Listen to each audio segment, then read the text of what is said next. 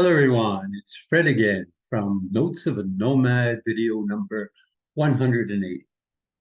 Since it was my birthday and I turned 81 this year, I thought I would do a sort of a collage of pictures. And a lot of this, if you watch the videos, you've seen, but some of it you haven't. So I've gone through the pictures and I'll try and be as quick as possible. If you find I go too quickly, you can always stop the video and say, "What was that?" But I don't want to make the video too long, so I'm not going to go into lots of detail. Just give you an example of what happened in the past year from the time I turned 80 to the time I turned 81 last week. So I'm going to share my screen and start with the picture in July 19th of 2022. I was in California and my daughter had created this Winnie the Pooh lovely cake. It was wonderful. I enjoyed it.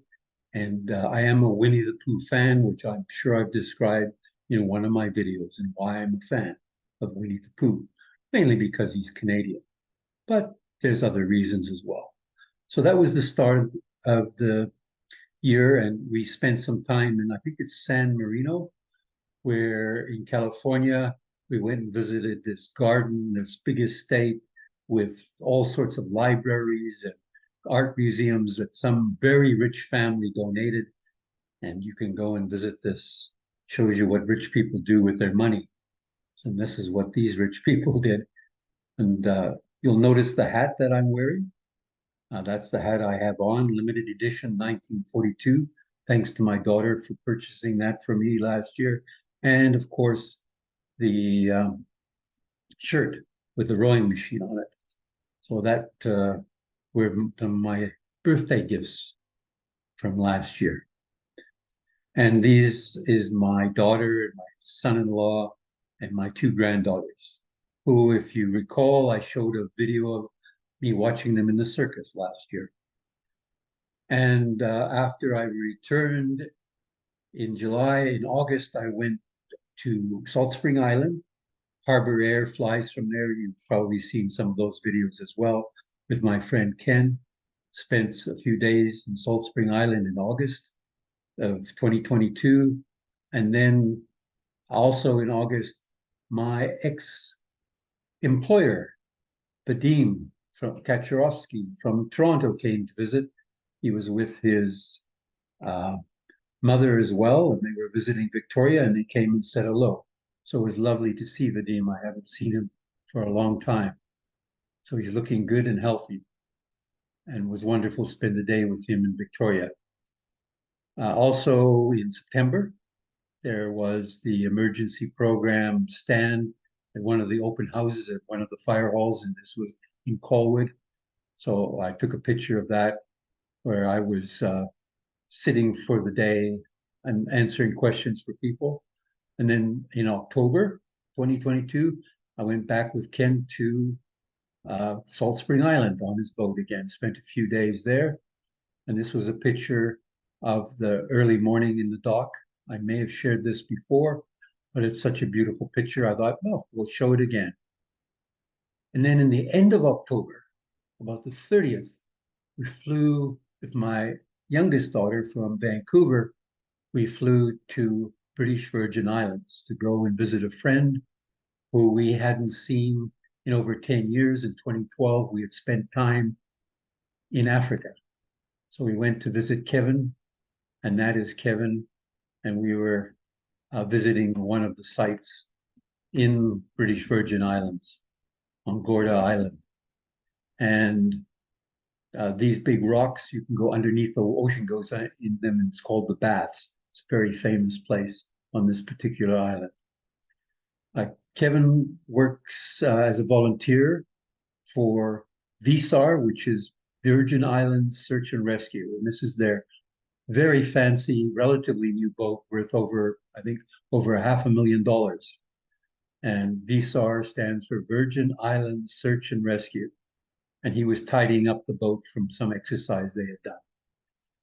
This is a view of the Necker Island, which Richard Branson owns.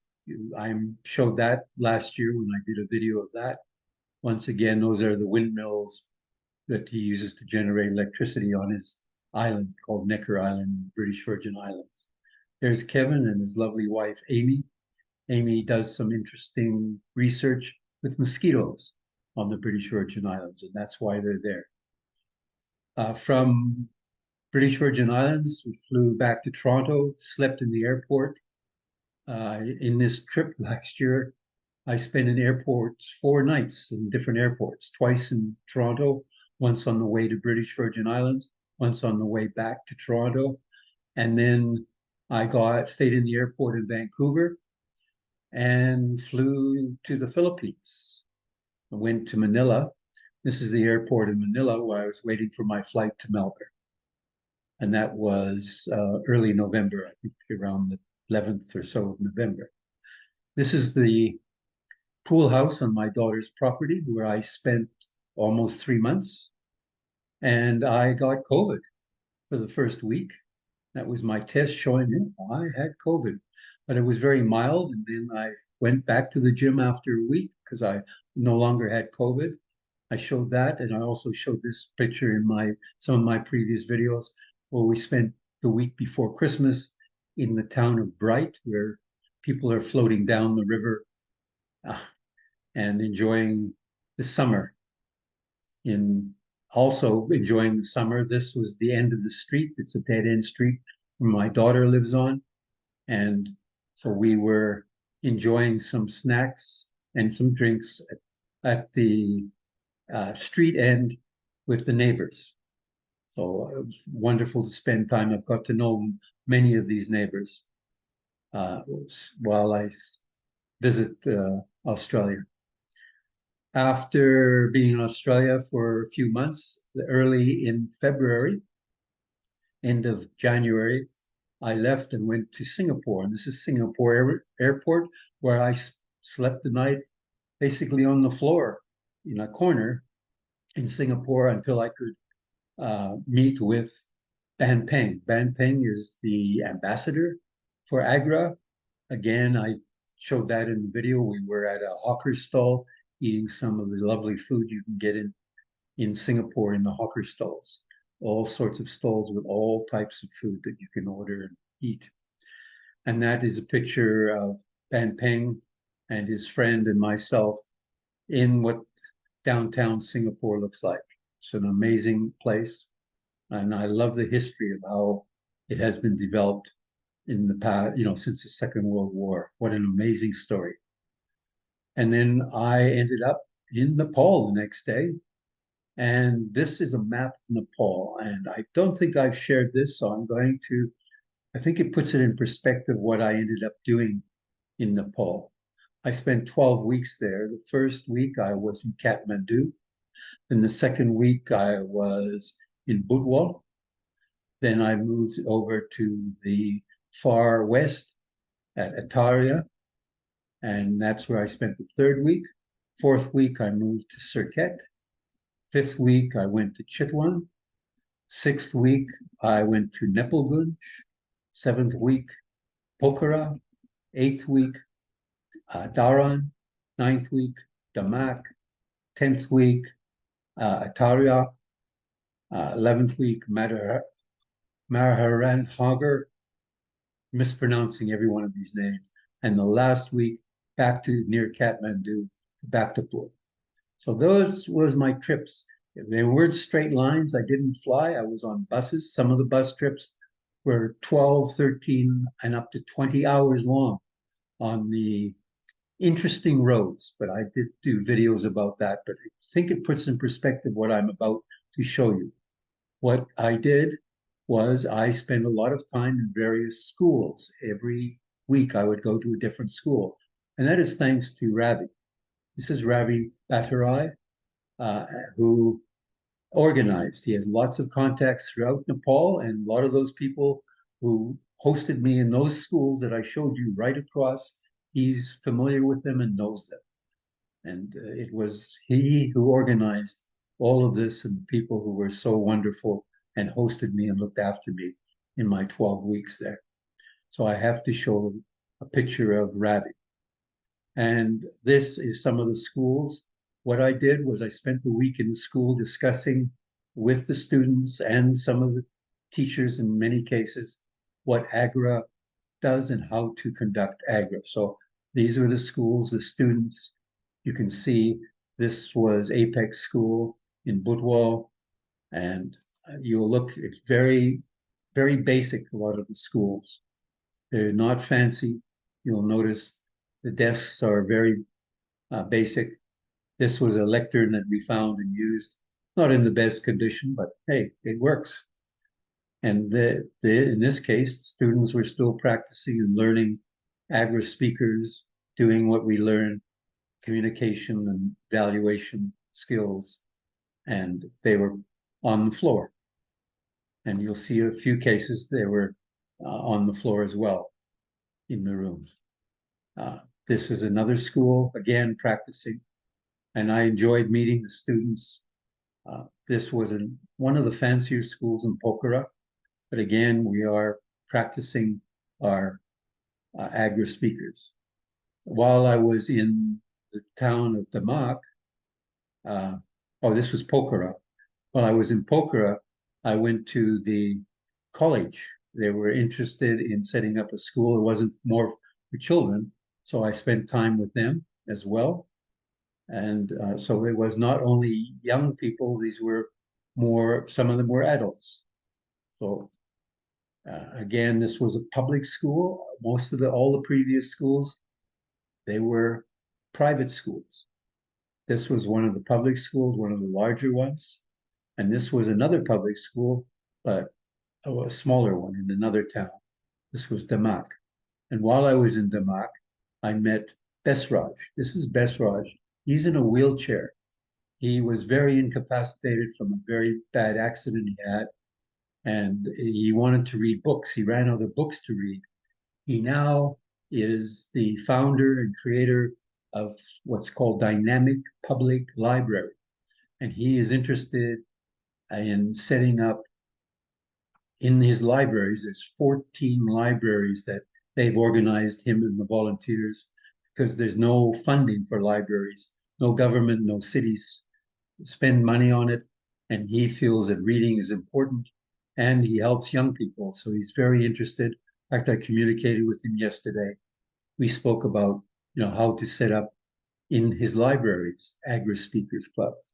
So Besraj is a very interesting man who has done wonderful things, even though he is in a wheelchair and doesn't have all his use of his legs, and even I think his one arm is not very mobile. He is an amazing man, what he's accomplished with the dynamic public libraries. So there's someone I met, which wasn't in the school, but it was, I'm sure it's going to pay dividends. So other schools as well. And this, I did cover this, is when it was summer holidays. So we had a summer camp for a week. I had the students for the whole day. It wasn't just for a few hours in the day. And we went out on trips, and we went to different sites, and including the river, and in the afternoons. And when they were here, they were doing their journaling.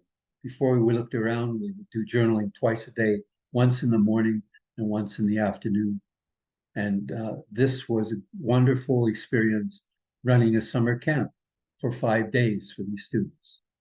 That was something I didn't plan to do, but I'm very pleased. It was quite exciting. This was the day they went to the farm, and on the farm they were able to pick some corn, and they roasted the corn and ate it. So this was part of their activities during the summer camp, the week they spent with me. And these were some of the students with their certificates from the attending the summer camp. Then I went from that, went to other schools as well. This was the Wing School, and I saw lots of activities in the school, this being their assembly in the morning. Most schools had a school assembly every morning. This again, I was asked to speak to the students. This is the canteen where they eat their meals. Almost every school supplies them with meals. And Boy Scouts, I met the Boy Scouts. So that was one of the highlights because I was a Boy Scout. We exchanged the Boy Scout salute. This was now in April. Students were playing table tennis. And this is what I really found this sign very interesting. Tell me, and I'll forget. Show me, and I may remember.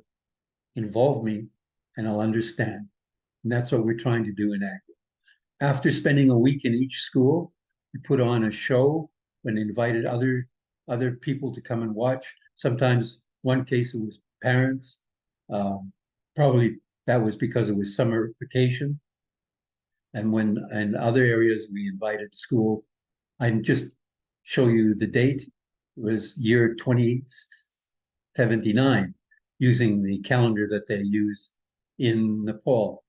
In fact, it was New Year's while I was there, and it turned the year 2080. So there's from the future. Well, you'll understand what I mean. Anyway, these were some of the students when doing the school shows, demonstrating what they had learned. Uh, they and some of the signs. This was the one in March in Circuit. So, and so at the end of the week, they would show what they had learned, giving speeches, doing evaluations, and doing impromptu speaking. And they would go in front of other students, not only from their own school, but other schools would come and visit to see what we've been doing. So they always had, their sign from Agra Speakers Nepal presents the school youth orientation and come and see what we're learning, why we're doing this. As Fred Jones and Ravi Bhattarai are the ones who have organized this. So there's again some of the students who came to watch the students in one school. You'll see they have different uniforms.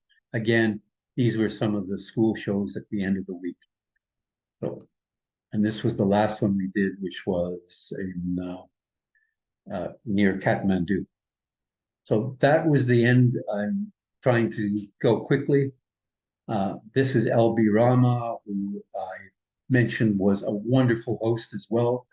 Ravi, again, who organized everything, and was a great assistance. But LB was often the one who was calling me, how are you doing? Are you all right? What can I do to help you? No matter where I was. So they were wonderful assistants, but everyone was so hospitable, which if you watch my videos, you will know. From there, I flew to uh, end of April, just early in May, went to South Korea, got on the bus from Seoul, went to where my friend lives, this being again a little bit different, while food court, a little bit different than what you saw in Nepal. And that's where I met Jared. I hadn't seen him for 12 years. He was also on the truck over through Africa in 2012. And Jared, as you can see, these are from some of the T-shirts and things that he had. I think he said his mother had sewn this together. So Jared, this is when he went, has done a lot of things. He has done a marathon in the Antarctica, all sorts of marathons. So this is sort of a great souvenir of many things that he's accomplished. It's wonderful to spend time with Jared, see what he's doing, what his plans are. We walk down to the water near where he lives. And this is what some of the city that he lives in Seoul looked like. And that was his dog Coco. And you'll notice there's what's left of my hat. Coco decided he liked my hat so much that he chewed it. So I no longer have my Agora hat, which I was wearing through Nepal. So it has done its job. I'll get another one when I go back to Australia, where I had this and the hat I brought for Ravi. Well, that was Coco, and there's Jeremy as I'm getting back on the bus to go to Seoul to catch the plane. This was the Asiana Airlines type of planes that I flew from there to Seattle. This was the waiting for the luggage in Seattle Tacoma Airport, where I spent the night again because there was no planes scheduled for me to go get to Victoria, so I slept again in the airport. I think it was 4 nights I slept in airports. I slept in the Singapore airport as well as Toronto, and then once in Seattle, Tacoma. And this was on the way back to the early May to Victoria, where I met my good car. I've shown you that. Went and visited my son and my grandson had just had his birthday earlier in the month, and my daughter and granddaughter and my son in Nanaimo. Also in June, I was at another show. Again, this was Callwood Emergency Center, where we again talked to the public about being prepared for emergencies. Toastmasters potluck, which again was in late June of this year. And as I showed you recently, I was on the boat late June with my friend Ken. And that was mainly the year that was from the time I turned 80 to the time I turned 81. Tried to do that as quickly as possible. I know this is long. I couldn't show you all of it. It would have been extremely long. And that was us on the way back. And this is the picture again where I started, but this was the picture on my birthday that was sent by my daughter and my son-in-law and my two grandchildren who were on the beach in South California and said, "Happy birthday." So with that, I will say that was a very busy year. I feel so fortunate, so grateful for being able to do this at my age. It's been a wonderful year. I'm looking forward to some more years similar. So I just pray to whoever that I can continue. I'm doing my best. I'm enjoying, thanks to my family, thanks to my friends, and the people I know from AGRA and Toastmasters, etc., emergency support services. It's wonderful to know them all, to work with them, to be with them, and share time with them. So with that, I wish you, your family and friends, lots of love and laughter. Bye for now. I'm Fred, and Notes of a Nomad.